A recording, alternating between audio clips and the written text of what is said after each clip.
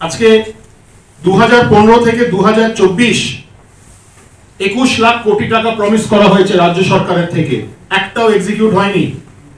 আজকে 1200 mu sign হয়েছে, 4,40,000 কোটি কার্যকারী হয়নি।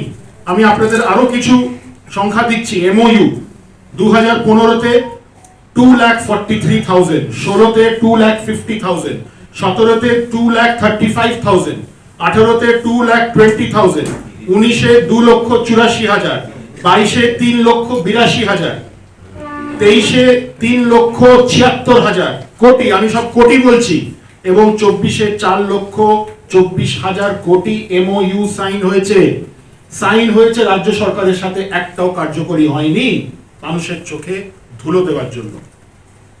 আপনারা হয়তো শুনেছেন মুখ্যমন্ত্রী খুব ঘটা করে বিজনেস সামিট করে প্রত্যেক বছর, যেটা মা ফ্লাইওভারের পাশে সায়েন্স সিটির সামনে একটা সামিট করা হয়েছে।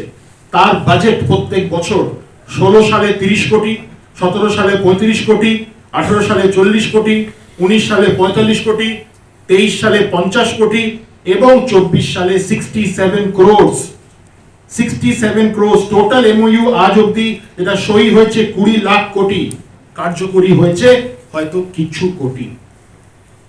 এই হলো পশ্চিম বাংলার অ্যাকচুয়াল চিত্র, যে এখানে কিভাবে শিল্প আসছে না, শিল্প চলে যাচ্ছে।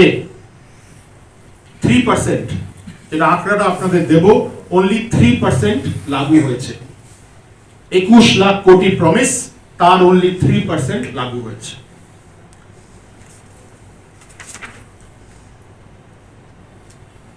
পশ্চিম বাংলায় শিল্প যদি আসা দরকার হয়, পশ্চিম বাংলায় জমি দিতে হবে। আজকে পশ্চিম বাংলা সরকারের কাছে ল্যান্ড ব্যাংক মানে জমি শুধু আছে 357 হেক্টরস, অনলি 357 হেক্টর। ভারতবর্ষের মানে 0.05%।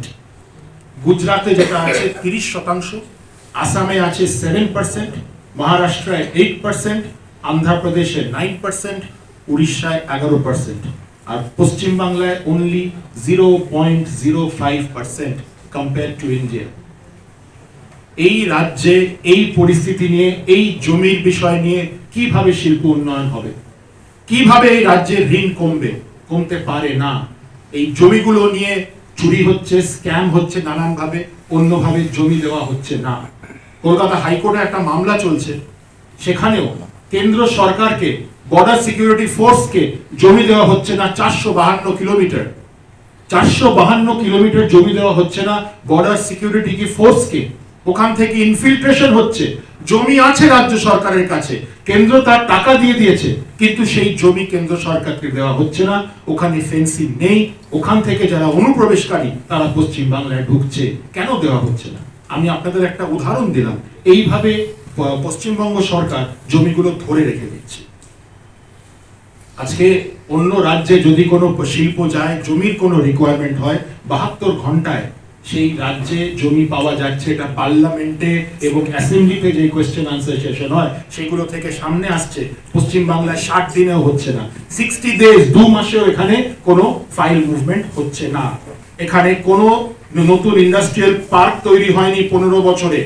JSW steel, Wipro, Infosys 50 acre, Wipro 50 acre, JSW steel 4000 acre, এগুলো শুধু প্রমিস হয়েছে, কিচ্ছু লাগু হয়নি।